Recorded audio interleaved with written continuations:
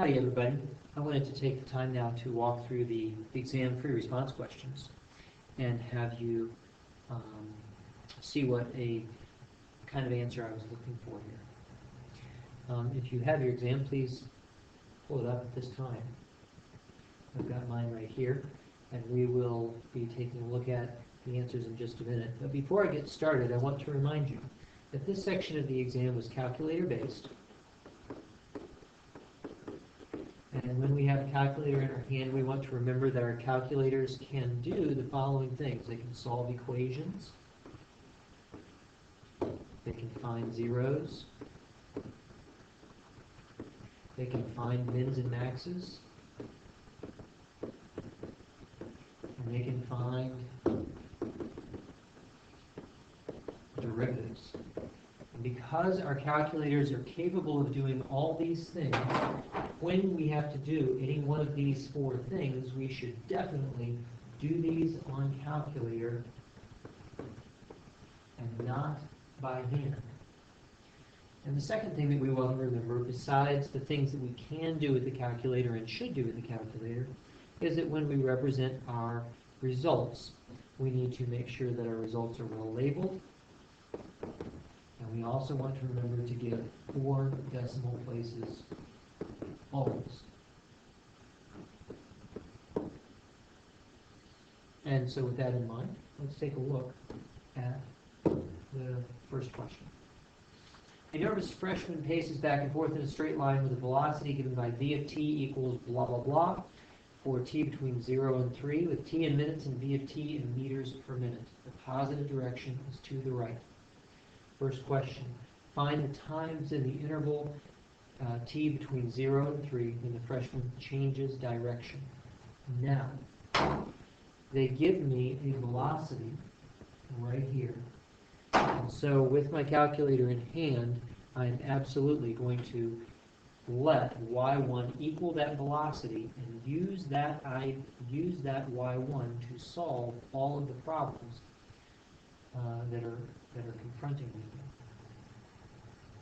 It may be the case that I would want to use some other function, but I really, really doubt it. So we'll hit y equals here and clear out what we had previously from a different class. And we're going to let y1 equal the velocity that is given, which is x sine of x squared. And because this is a trigonometric function, I'm going to take a quick check at mode just to make sure I'm in radian mode and not degree mode. And sure enough, I'm in radian mode. And then I'm going to set my window size so that it matches the domain of the problem, which is t values or x values between 0 and 3. And it looks like my y-min and my y-max are a little bit mismatched. Let's make them -5 to 5. There we go. And that's a pretty good effect. Okay. We'll get a graph here of my function, my velocity function. That's a nice graph there. We can see our freshman pacing back and forth. And we'll go back and now consider the question that presents. Find the times when the freshman changes direction. I'm going to need to translate changes direction into math. And I remember that the direction of motion is given by the sign of the velocity. So that where I say changes direction, what I'm really saying is that the velocity changes sign from plus to minus or from minus to plus. And since I have a graph of the velocity, I can go back to that graph of velocity, and I can see that the velocity changes signs right here and right here at these 2 zeros. Aha! Let's find those zeros. Second calc 0. And left bound looks good to me. Right bound should be over here somewhere. And then we hit enter for the guess. And that gives us our first value, which is t equals 1.7725.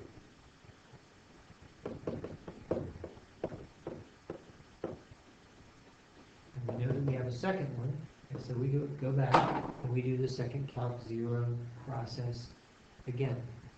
Now, notice that some students found this first 0 correctly, and then they tried to trace over to the second 0, like that, and when they did, they didn't get the exact correct answer here, and they lost credit for that.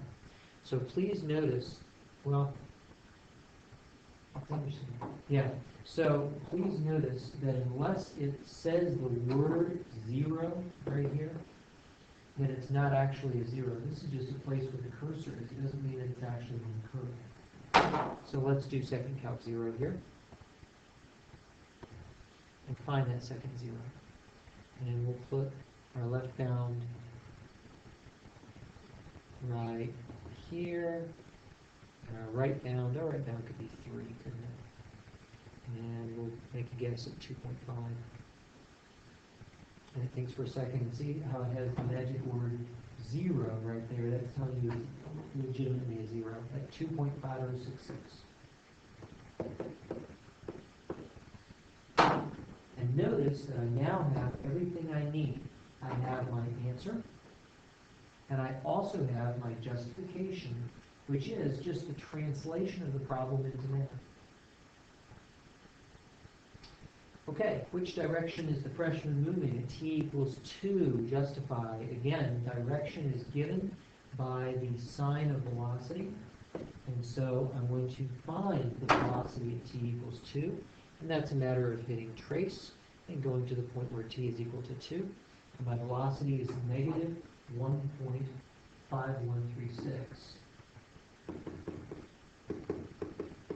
Right there, which is less than 0. Therefore, we are moving to the left. Please notice that a lot of you said v of 2 is less than 0, therefore left. And that's fine, but this right here gives the specific evidence that you're actually correct. So I would actually prefer that, although I did not take on it if we didn't have it. Okay. The third question asks us to find the acceleration. And so we remember that acceleration is the derivative of the velocity. Give myself a little space here.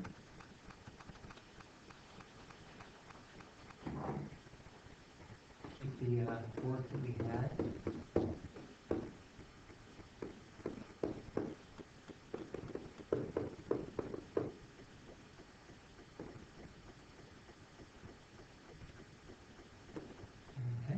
So they ask us to find the acceleration, which is the derivative, and I have a calculator, so I'm going to let the calculator find the derivative for me.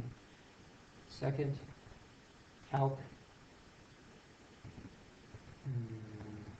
There we go. dy dx, option 6. And I'm going to find dy dx at x equals 2. Notice that although it says x equals 2, I don't have a dy dx yet. I need to tell it to go to the point 2 and hit enter. And that gives me dy dx is equal to negative 5.9859. And I'm going to represent that as v prime of 2, 5.985 million. Just like so. I'm also told to use correct units, and that's a very common thing here. So what units should I have? Well, according to the problem, the velocity is in meters per minute, t is in minutes, and so the units of velocity divided by the units of time, which are usually written as meters per minute squared, will be the units of my derivative. Notice that it can be written in either way, and that will be fine. Is the freshman speeding up or slowing down at t equals 2 justified? We remember that speeding up means that the velocity and acceleration have the same sign, and slowing down means that the velocity and acceleration have opposite signs. And here my velocity I've already got, my acceleration I've already got, they are both less than 0, and so I can say that the freshman is speeding up because velocity is less than 0 and acceleration is less than 0. Or you could say because they are the same sign. Finally, what is the fastest that the freshman walks for any time between 0 to 3 minutes? Explain. We have to translate this word fastest into math. And I would translate it as the maximum of the speed for the absolute value of velocity. And so I go back to my graph here, and I observe that the maximum value of speed is going to occur either at the absolute maximum of the velocity, or maybe down here at the absolute minimum of the velocity, whichever one is further away from 0. And just visually, it looks to me like the maximum is further away from 0 than the minimum is. But I can confirm that by first finding the minimum. Here's a good left bound right at 2. A good right bound maybe at 2.5. And I'll just guess right there. And it finds a minimum value of negative 2.1828.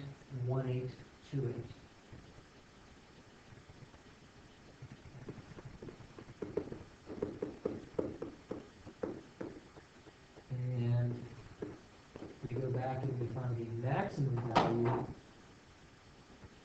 and the maximum value for the left bound of 2.5 and the right bound of maybe 2.9 is 2.8081,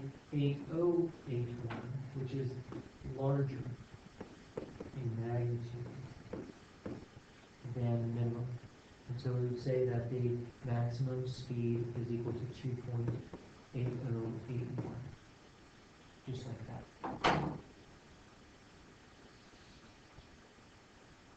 I hope this was helpful to you. Let's move on to the next question.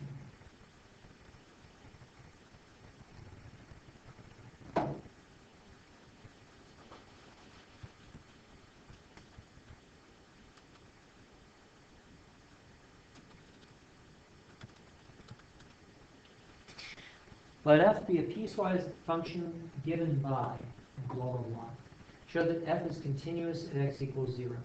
This probably was the hardest question for me to grade because so many students made a mistake in reasoning. We want to translate this into math before we get started. And the proper translation of continuous at x equals 0 is that the limit as x goes to 0 of f must equal f of 0. And so now we need to actually compute each side. F of 0 is the value that you're going to have when x is equal to 0, and that is equal to negative 1. The limit as x goes to 0 of f of x is clearly going to have to be computed by limits from left and right separately. And so I compute the limit from the left, and get negative 1. And I compute the limit from the right, and I get negative 1. And because the limit from the left and the limit from the right are both the same, I conclude, therefore, that the limit as x goes to 0 of f of x is equal to negative 1, and that is equal to f of 0. And therefore, f is continuous at x equals 0. Many students did not get full credit here because they computed limits from left and right and said that that was enough to show continuity. It isn't. Here is a function whose limit from the left and from the right of c are both L, but the function is not continuous. It might have a point up here, or it might not have any point at all, at x equals c because f of c does not equal L. So it is absolutely necessary to compute not only limits from left and right, but also the value of the function at the given point. Okay. Show that f has a corner at x equals 0. corner is a point of non-differentiability, and we diagnose points of non-differentiability with the derivative from the left and the derivative from the right. We're going to need to compute both of those, and we're going to need to do it with limit definition. I was a little squishy and let some of you compute the derivative of pieces and take limits, but you really can't do that. You really have to use the limit definition to do this.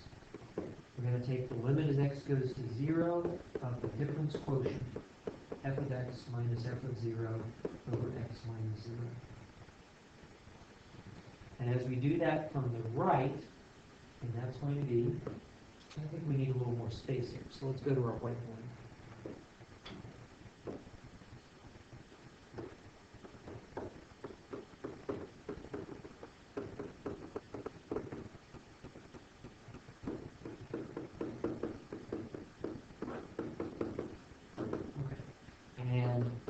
Pulling up our function from the right, our function is equal to, there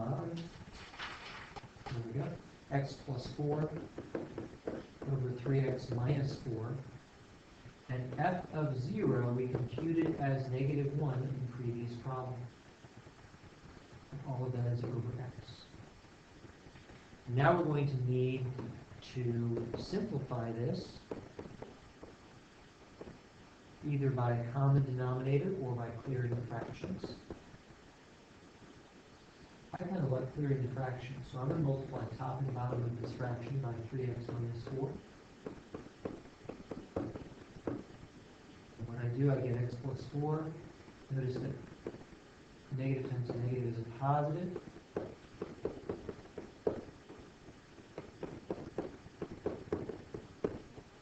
Just like so.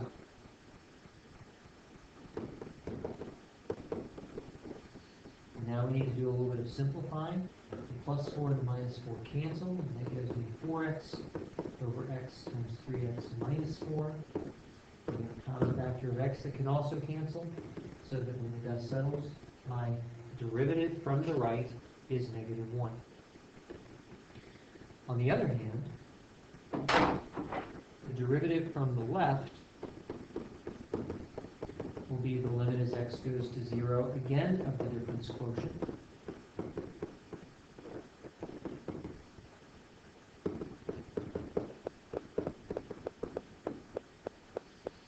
And this time, from the left, my function is x squared minus 1.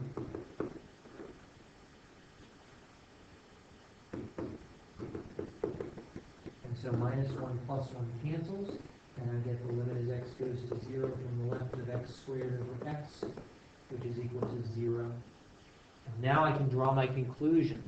Because f prime plus at 0 does not equal f prime minus at 0, or f prime from the right at 0 does not equal f prime from the left at 0, then my function has a corner at x equals 0. This was the most detailed piece of analysis on the entire test. Some of you tried to do this by taking derivatives of the various pieces. So you tried to compute f prime as 2x, where x is less than 0, and then whatever the derivative is with quotient rule for the other piece, that x is greater than 0, and then take limits there. I gave some credit for this, but it's not correct unless my derivative happens to be continuous from both sides. And that's not always a given. So, when you have to compute derivatives from left and right, you really do have to use the difference quotient. You cannot compute the derivatives of pieces and then take limits. Those two quantities are not the same thing. So just to be clear on this, what I'm saying is that the derivative from the right is not the limit from the right of the derivative. These two quantities might very well be different if my function has a discontinuous derivative. Okay, then I asked you to find any vertical asymptotes of the graph of f of x. We consider the pieces. My first piece, the polynomial, it's not going to have any vertical asymptotes, but my Second piece is a rational function, and it might very well. And we find that vertical asymptote by setting the denominator equal to 0, so that I get x is equal to 4/3. But just because my denominator is 0 does not guarantee a vertical asymptote. I need to check a limit. And so I'm going to take the limit as x goes to 4/3, either from the left or the right will do. And I can see that when I do, my form for my limit is going to be some positive value, 4/3 plus 4, over 0. And that's an infinite form. And in fact, 3 times x minus 4 will be a positive value, x plus 4 will be a positive value, we get positive infinity. That's enough to justify a vertical asymptote.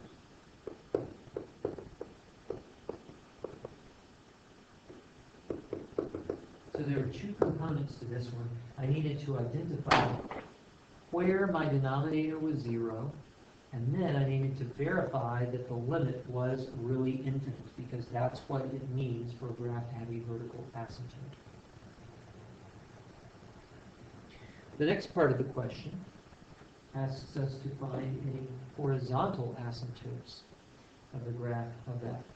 If you're following along here, we just finished finding the vertical asymptotes, and now we need to go down and find horizontal asymptotes.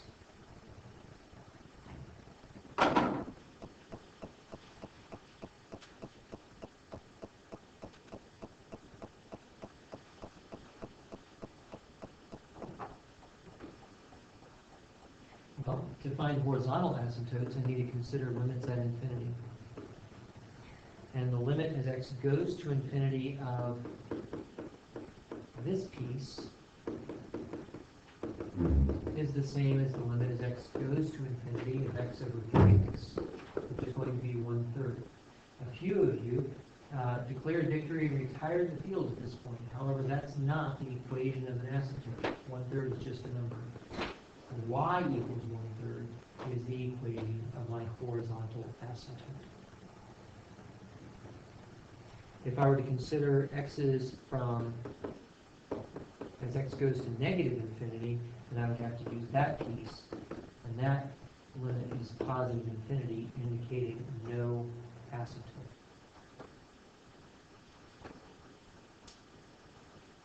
The last question, let g of x be the function blah blah blah, find the value of b that will make g differentiable at x equals 0. For this, we go back to the work that we did with our corner question.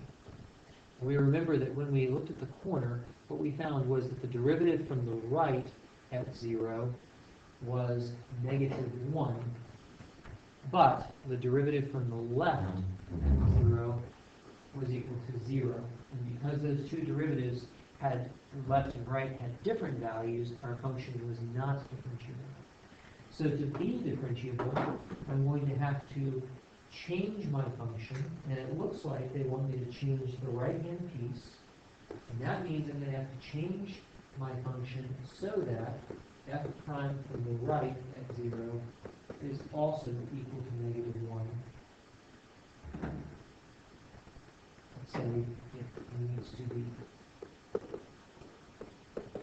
in order for my function to be differentiable. So let's give ourselves some space to work and see if we can make that happen. What I want to do is for the derivative from the right here at 0 to be equal to -1. And that requires the limit of the difference quotient.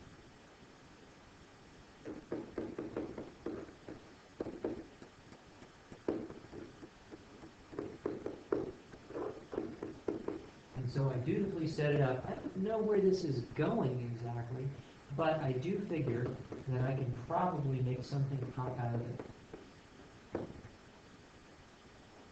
My strategy the last time was to clear the fractions, and so it makes sense to me that I would want to do that here. I'll multiply top and bottom by the denominator bx plus 4. And when I do, I get x plus 4 minus 4 in the next term, and all of that is over x. And when this simplifies, my 4's cancel, and I end up with the limit as x goes to 0 of x plus bx all over x. And I notice that there is a common factor of x. And I still don't know where this is going yet, but I know I can do all of that. So that as x goes to 0, I get 1 plus b as my derivative. And I also know that I want that derivative to have the value of -1. And just check here because my memory is telling me I made a mistake.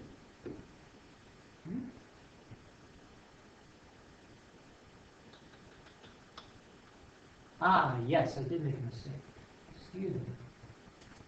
So it turns out we changed this piece right here, and it turns out that instead of making f prime from the left be -1, we want f prime from the right to be equal to 0. That's the mistake. Here it is. So, coming back to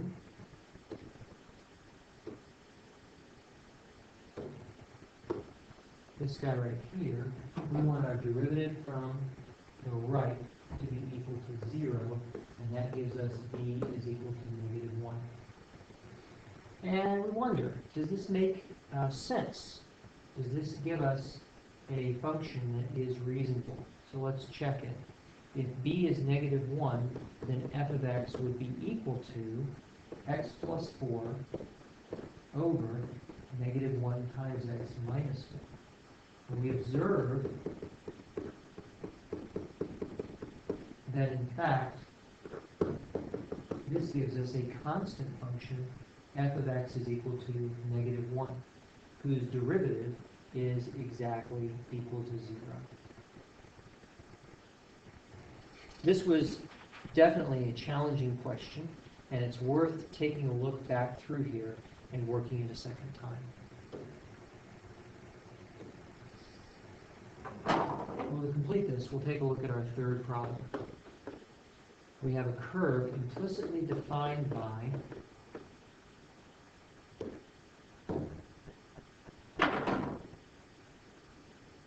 the equation, there we go, the equation x squared y plus y squared x is equal to 2. Let's get to that problem. Here it is. X squared y plus y squared x is equal to 2. And now we're supposed to find dy dx in terms of x and y. Well, this is a matter of implicit differentiation. A number of you did this quite well.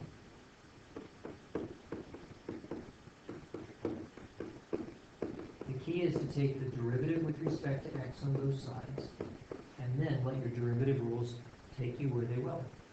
We have to remember product rules. So some of you forgot product rule here. We need first times the derivative of the second plus the second y times the derivative of the first, which is 2x. And then for this term, we need first times the derivative of the second plus the second x times the derivative of the first, which will be 2y times y prime. And then all of that is equal to 0. Now, having done this, there was some algebraic confusion on the part of some. What we want to do here is to collect all of the terms that have y prime and all the terms that do not have y prime on opposite sides. And so we do that by subtracting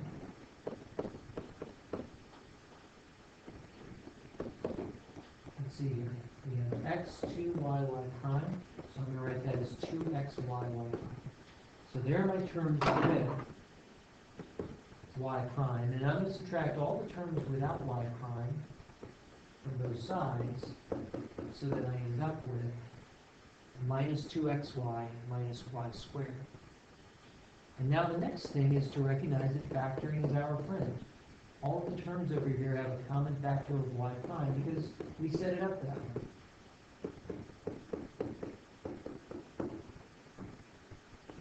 And so we get y prime is equal to, now, negative 2xy minus y squared all over x squared plus 2xy. Just like that. That was a lot of detailed work. And so once we got our answer, it made us a little bit nervous. Nevertheless, whatever answer we got, we will confidently use that to solve the rest of the problems here. So let's take our result and copy it up into the problem.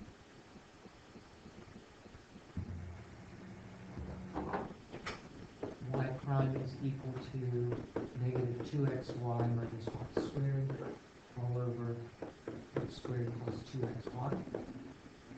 And now in part 2, they ask us to find the equation of the line tangent to the curve at the point 1, 2. And so I need a slope, and that's going to be dy dx, evaluated at 1, 2. And that's equal to, now, substituting into y prime, negative 2 times 1 times 2, minus 2 squared, all over 1 squared plus 2 times 1 times 2. And that simplifies to negative 8/5. This is not the equation of the line tangent, it's just the slope of the line tangent. To get the equation, I also need a point. And the point's given, which is 1, 2. And therefore my equation is y minus y1 equals slope times x minus x1. And we're done.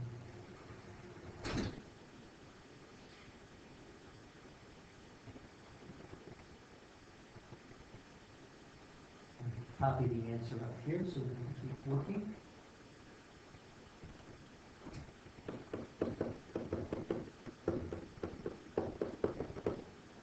Is the curve increasing or decreasing through the point 1, 2? Explain. So for this we needed a theorem. And that is that if f prime is positive at x equals c, then f is increasing through c. If f prime is negative at c, then the point is, then f is decreasing through c. And we observe that f prime is equal to negative 8/5. So we can simply say that since y prime is less than 0, it implies that the curve is decreasing through 1, 2. That was really all that needed to be said. Finally, part 4 was the last question. And the last question is sometimes what we call a distinguishing question. And it distinguishes because it allows us to see who's really on top of their game here. We needed to translate, first of all. We have a horizontal tangent. What does that mean? That is going to mean that y prime is equal to 0. And now we're going to need to follow that wherever it leads. Remember that y prime was equal to y prime is equal to negative 2xy minus y squared over x squared plus 2xy. And so we set that equal to 0 and see what happens. Remember that a fraction can only be 0 if its numerator is equal to 0. So that helps simplify matters. And factoring is our friend, and I see a common factor of negative y there. So I factor this out, and I get 2 results. One is that y equals 0 from our first factor, or the other is that 2x plus y is equal to 0, which means that y is equal to negative 2x. Now, this didn't give me any points. All it did was give me an equation between 2 variables, x and y. And so I have to think to myself, I have 2 variables. In order to solve for 2 variables, I need 2 independent equations. Here's one. What's my other equation? As I think through that a little bit further, I realize, oh, the original equation is my other equation. The original equation is my other equation. X squared plus y squared x has to equal 2, in addition to y having to equal negative 2x. And now I can solve these two equations with either substitution or elimination. Substitution is the obvious choice here. So I can substitute. And when I do, there's a lovely bonus that shows up, because the first term is negative 2x cubed, and the second term is positive 4x cubed. And so that gives me 2x cubed is equal to 2, and therefore x is equal to 1. And if x is equal to 1 and y is negative 2x, and that gives me y equals negative 2, and my single point is 1, negative 2. Well, what about y equals 0? I haven't considered that yet. So I go back up to the equation and I substitute y equals 0, and I find something very disturbing, and that is that 0 is equal to 2. Well, that's not true. This result of y equals 0 must be a phantom point. And so we have our single solution at the point 1, negative 2.